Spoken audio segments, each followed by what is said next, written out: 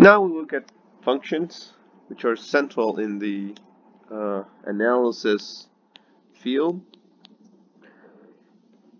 So practically everything that we study has to do with functions and estimates and relations between functions and collections of functions as a space. Generalizing what we do with real numbers. But in order to talk about functions, we need to understand what these objects are. So a function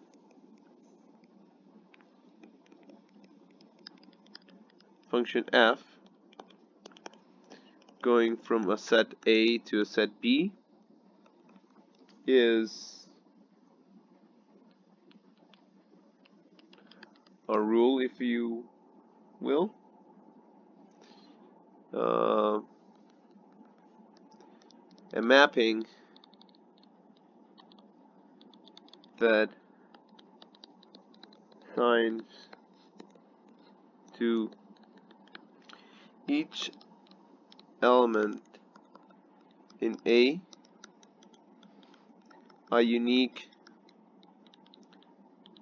element in B. The two key things here are each element in A and unique element in B. So everything in A must be mapped somewhere, and it has to be mapped to a unique element in B. So you cannot take one A and send it to two elements at the same time. So for instance, this is F, this is the set A, and this is the set B. An element here cannot be mapped to two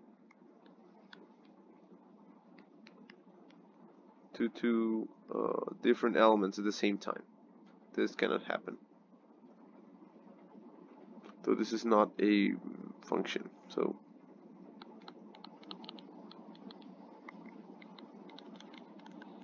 function.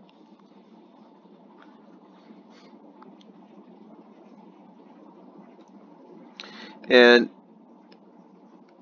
also, let me just use it perhaps one. Cannot be the case either that you have, say, three elements A, B, and C, and A, B are mapped to some points alpha and beta here, and the set B, but C is not mapped anywhere, because that violates the first thing, that you need to assign something to each element in A. So this is not a function either.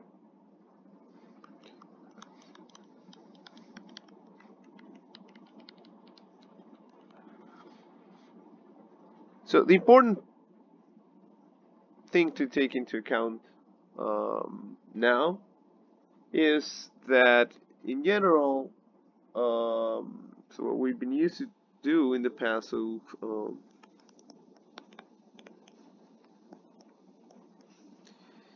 in the calculus sequence, so in the study of calculus, so let me just rephrase that. So because also in pre-calc and in algebra, college algebra, in previous courses,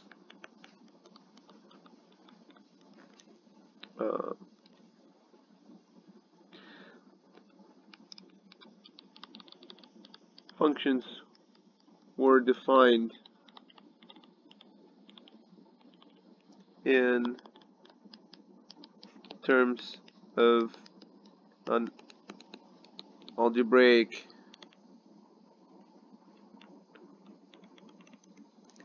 relation For instance,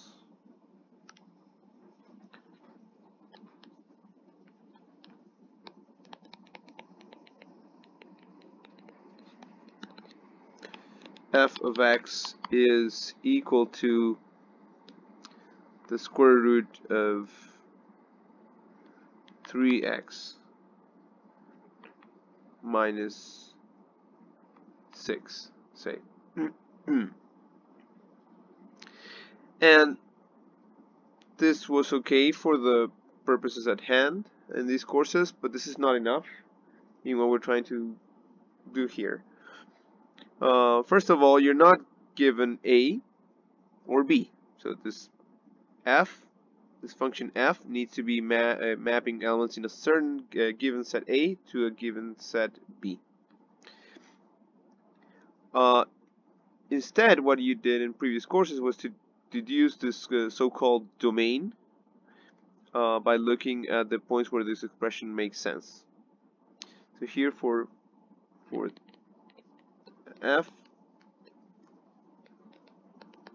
to be well defined, it is needed that 3x minus 6 is greater than or equal to 0, which happens if and only if x is greater than or equal to 2.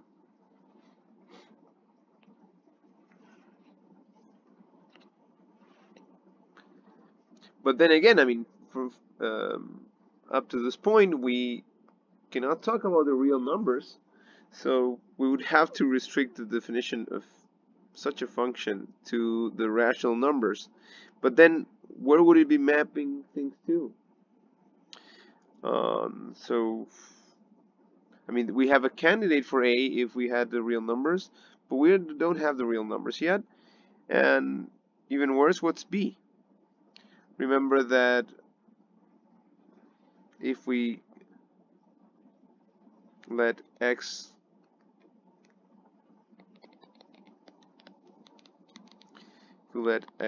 be equal to say 8 over 3, then we get that f, the corresponding value for f would be the square root of 2, which is not a rational number.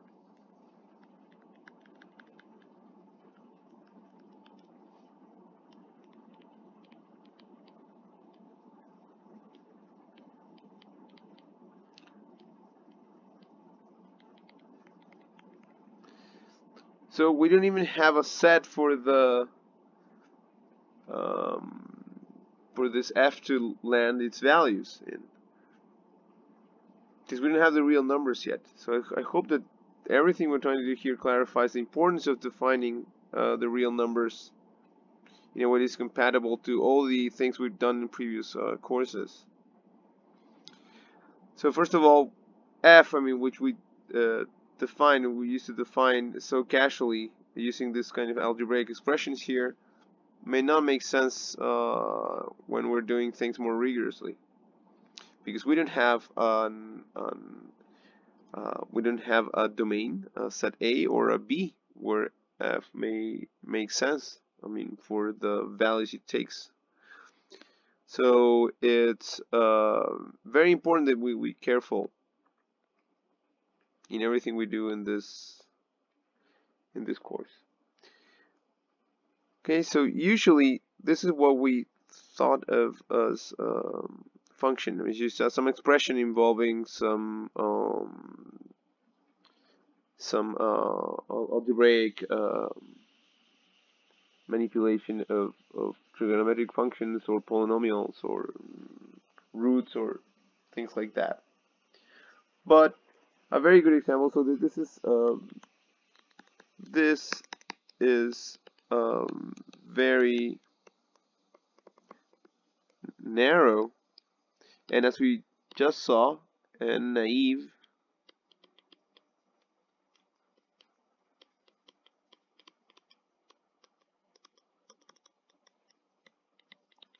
way to think about functions.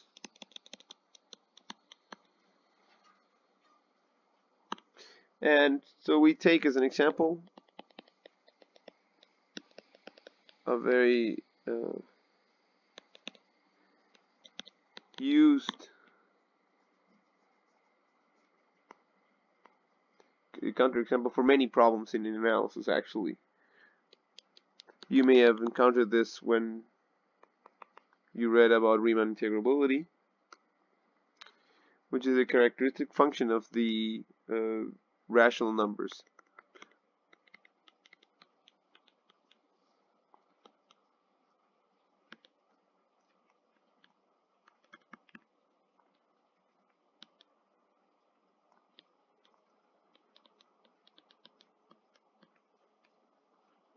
So assume there is such a thing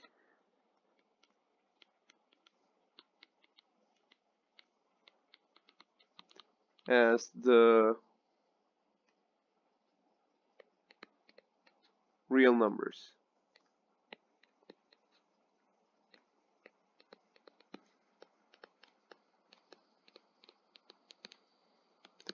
Then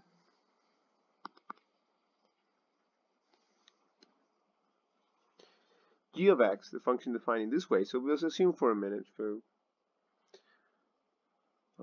in the interest of presenting a new way of looking at things, g of x defined in this way. So the function, I mean, we're actually providing a rule for each number in the real numbers. We're assigning to each number a value, which is either 0 or 1. So the domain here would be the real numbers, if we had the real numbers, if we had the existence of real numbers, and we would have a range or set where this g, the g of x's would live, to be the union of this 0 and 1. And this function is then defined. I mean, according to the definition, is a very good function, but it's not defined in an algebraic way. So this doesn't have an algebraic representation. So this is legitimate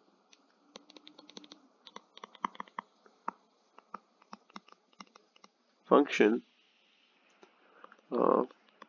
but is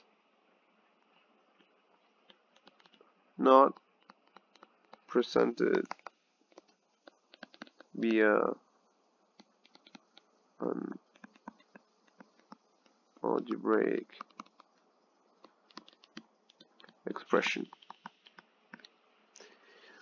This function is even worse than that. I mean, doesn't have a graph. I mean, we're used to drawing the graphs of functions from R to R, and of course some of them may be very wild, some may oscillate a lot, some may not be continuous, and you may see jumps and asymptotes, vertical asymptotes and all that. But this is actually much wilder than all of that, since as we will learn later on, we can never possibly this function, because first of all the rational numbers are countable, but there are infinitely many of them, and no matter how small the interval you look at, there are infinitely many of them as well. And so in any subinterval, in any interval in the real line, you'll find points where g of x takes on the value 1 or 0. So this function here is impossible to represent graphically. So this tells us that we should abandon this notion that we have, that functions need to correspond to a certain formula or a certain algebraic rule that allows us to compute the value of it at a given point. Okay, so in general, those functions are more the exception than the rule. Okay, so this is how we should think about functions. Functions are just mappings that take on an element in a set A, which is called the domain, and it's mapped onto a set B and to a single element of that set, which is called the range. Okay, so we should toss aside this notion that we perhaps still hold on to since calculus or pre-calc. Now, I also want to stop at a function that will be very, very important in everything that we'll do, because all the presentation here, all the material here will have to do with estimating distances between objects. That's what defines the topologies involved, which we metric topologies, and they require the notion of distance. And we will want very often to say that two things are going to be very close, and for that we need an inequality that is so useful that it has a name, and it's actually very intuitive. So we need to introduce a function, and the book this is given in example 1.2.5. This is a very useful triangle inequality. So going back to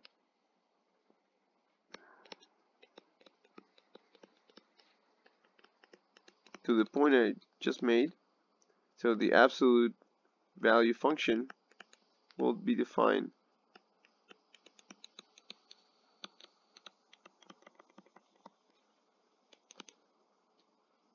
not from an algebraic expression, but in this way. So the absolute value of x is going to be just x if x is greater than or equal to 0, or it's going to be minus x if x is less than 0. Properties.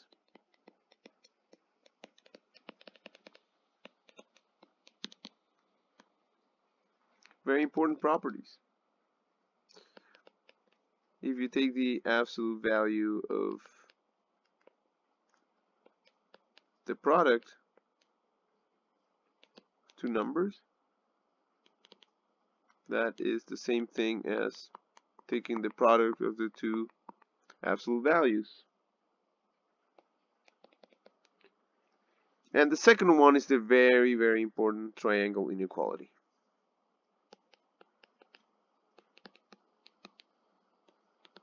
The absolute value of a plus b is less than or equal to the absolute value of a plus the absolute value of b. This is what's referred to as the triangle inequality. So how will we use this in the future? This is actually very, very important to notice now. I mean, hope you start internalizing it. Sometimes I want to show that some quantity is very small, so we actually write it as a plus b and take the absolute value and show that a and b are separately very small, and then that will show that a plus b here will have to be very small.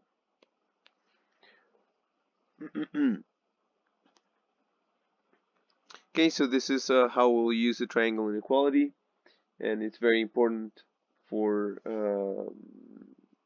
applications, for doing analysis in general.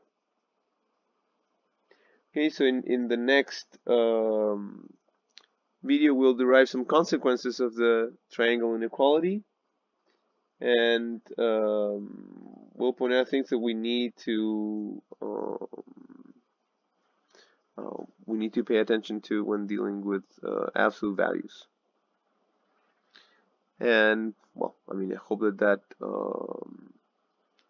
helps us getting into the discussion about convergence and